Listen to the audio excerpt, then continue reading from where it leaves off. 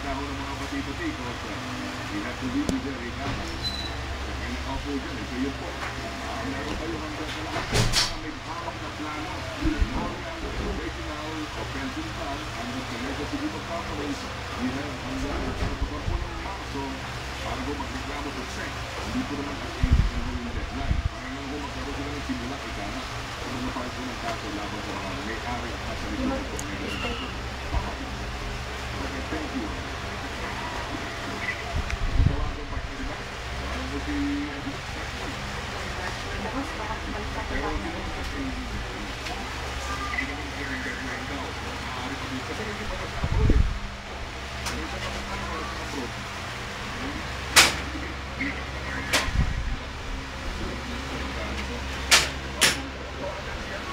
Isang nililito na tao na makaulap eh. Para sa makapagpaliwakot dito sa ano na susunod. Marami na nag-aabang dito. Marami dito sa... Kasi doon pa lamang po sa cap 700,000 na. Diba di pa kasama yung impact.